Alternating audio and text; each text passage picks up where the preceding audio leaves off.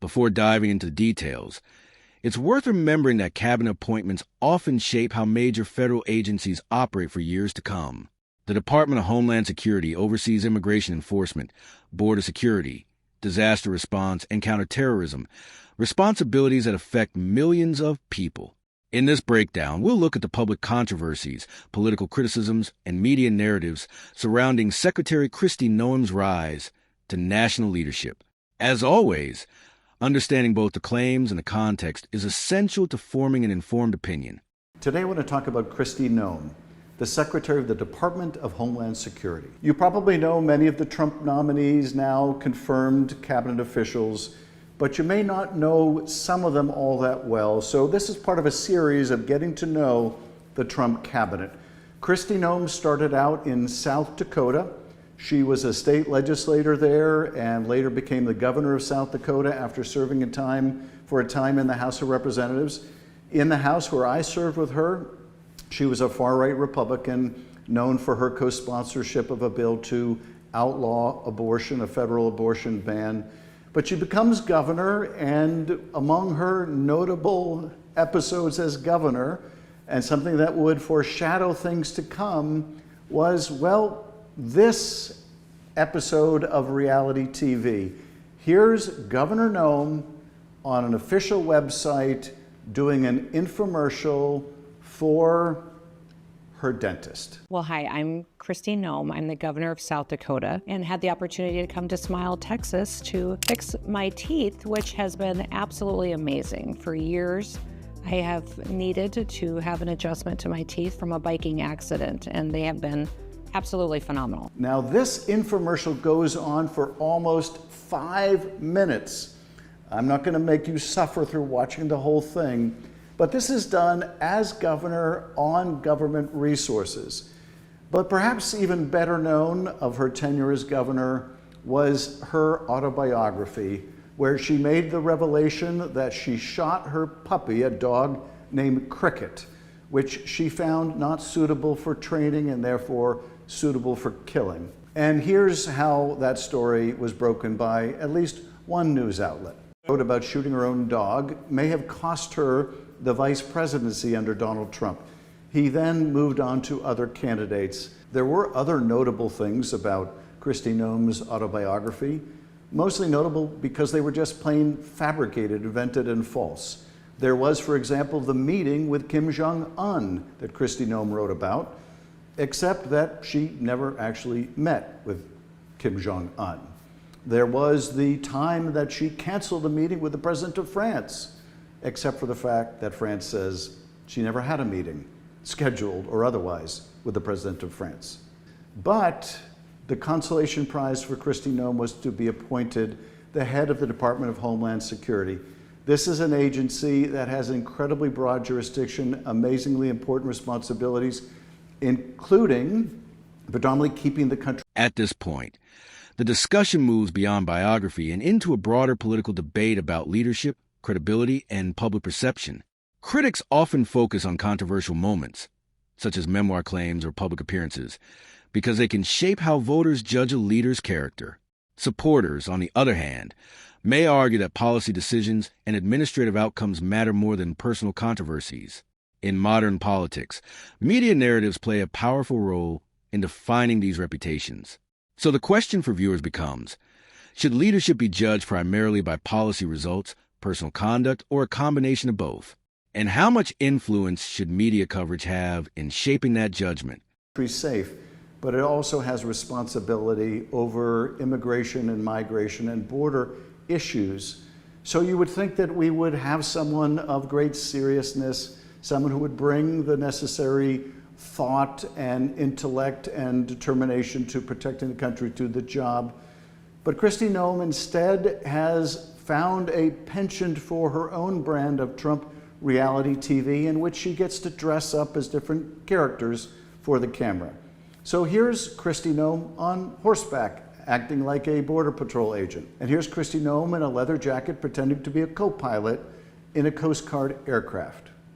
Here's Kristi Noem wearing a bulletproof vest for what looks like an episode of Cops. And here's Kristi Noem in what I think is probably the most offensive episode of reality TV Dress Up, standing in front of inmates at the El Salvador maximum security prison. Oh, and by the way, as she's using those prisoners as a backdrop, that watch on her arm, this one right here, that's a $50,000 Rolex, which is probably not what the costume designers had in mind for that particular shot. But it's not just her penchant for dress up and reality TV that has characterized her tenure at DHS. Rather, it has been the draconian and cruel immigration policy of the department that she oversees, of the administration's policy.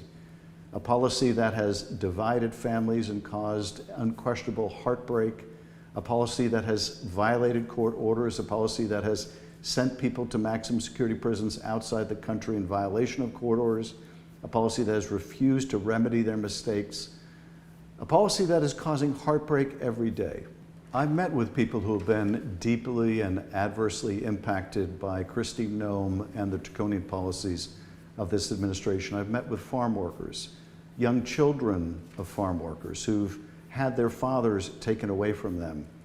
I've met with wives who've had their husbands pulled out of cars at traffic stops or at gas stations and deported. None of these folks, none of them had a criminal record.